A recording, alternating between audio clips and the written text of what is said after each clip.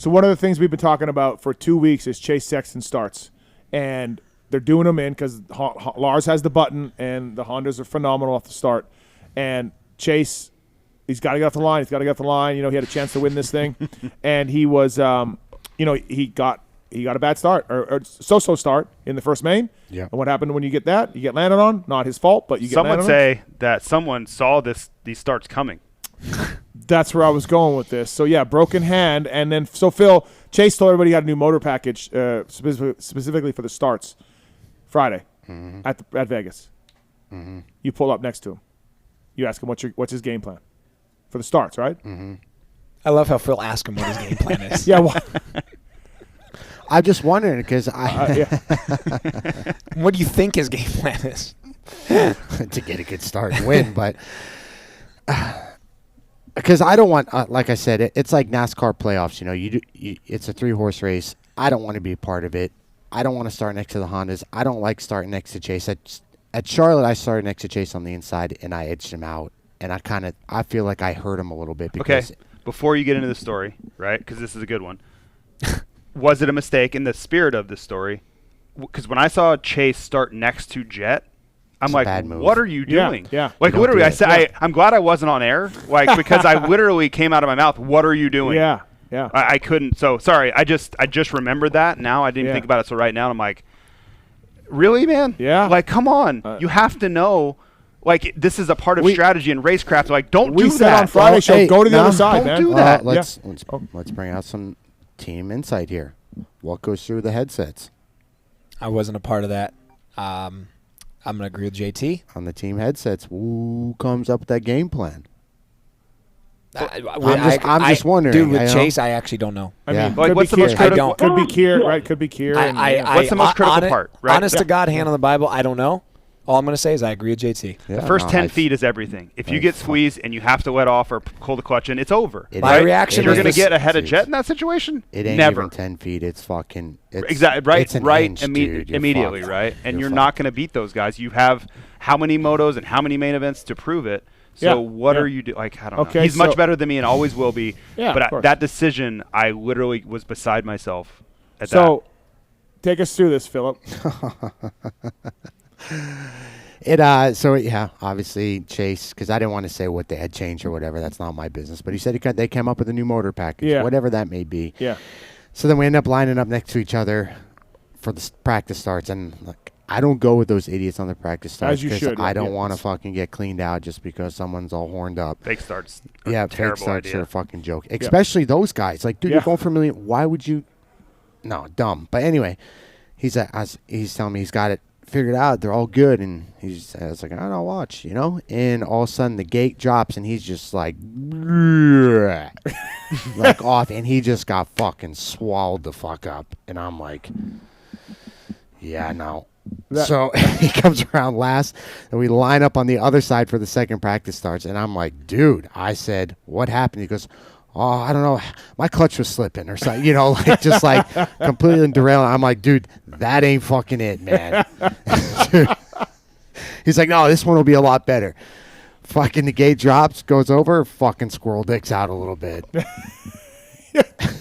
In the back a little. The hard part for him is that he is up against like starting perfection right now with that whatever those guys have figured out, both of them and their equipment, it's about as good as it can get, and that's what he's got to face. It's not just guys that are just as good and all these things, and maybe your starts aren't quite as good, but maybe they're screwing up a little bit too. Those guys are nailing every single time. Yeah, the window for error is 0.0001. I said it at the live show.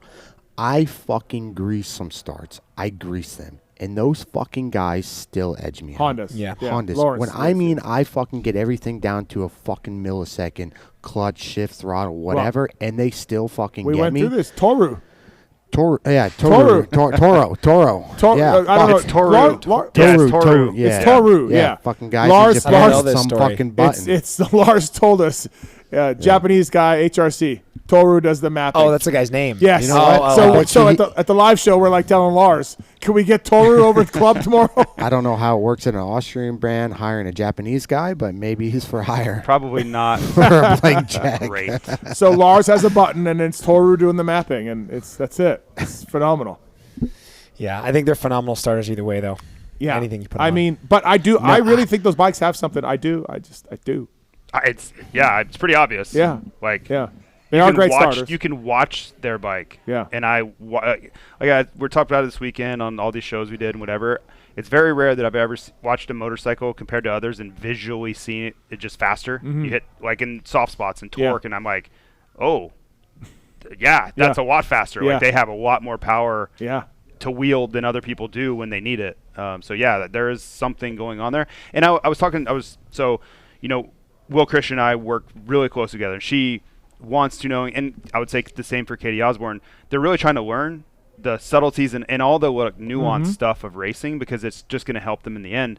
And I was trying to explain to her, who else was with us? Somebody was Clinton. But we were talking about how ECUs work and how this launch device work and and I was telling her, like, you really can't usually see factory 450s. They all look super fast. But when you watch the Honda get into a really deep spot, like their rate of change or whatever's picking that up, and I'm just like, oh my God, that was a lot of power, right? Well, I was explaining to her, I think it's cyclical with this stuff. Like, I think someone makes a jump technologically. Everybody else is scrambling to figure it out. Eventually they will. The gaps will come down. Because Honda had the same thing. Go back to like 2010. Yeah. Shorty and those guys, they whole shot every damn time no matter what happened. Yeah. Is that the third gear start era for Shorty? No, that was on a KTM. No. But that's where I have a problem with it. And on my side of it, you see it. You've seen it now all last summer. You see it all through Supercross. You see it all through outdoors. It's a year and a half of seeing this over and over. If you're another manufacturer, what are you doing? And I think they're trying. You're trying. I think they're trying. You're trying. No. It's not that hard. Okay. Well, I personally, I think they would disagree. No, I know what you're saying. But I do. Tell Toru. I disagree. Okay. Like that's your job. F1, Mercedes, Red Bull. But F1, look at Red Bulls for the last 2 years. Like they had a car that could not be touched. Could not. I can assure you everyone's trying. And like look at McLaren now. Like McLaren, they're there. Yeah. Like they are there. They're winning most of the races. This is also coming from a guy who's been a good starter his entire career on any bike. Right. I just think you're a really good starter. I understand that, but at the same time, it's. I guess I should watch what I say with some stuff, but I just don't think that gap should have stayed that big for this long. Okay. Is what I'm saying. Yeah.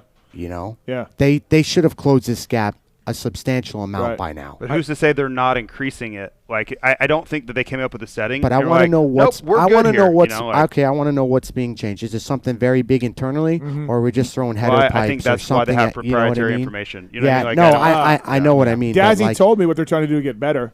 Yeah, electronics wise. Yeah. And I'm just like, okay. But I know how high functioning manufacturers are, and when you're in a pivot, they'll be like, hey, this is your window. You can't go out of this window. I don't care what it is. Yeah. You know what I mean? Well, now I think you might actually have to go outside that window and be like, definitely Darren Lawrence has helped Honda go outside of a window. Yeah, no, over the years. and that's key. And you need to have people willing to put their guard down a little to be able to try something. Yeah. So. And it's a hard thing to do. Right. So. All right, we got some more phone calls here coming up here. By the way, also thanks to folks at Ethica.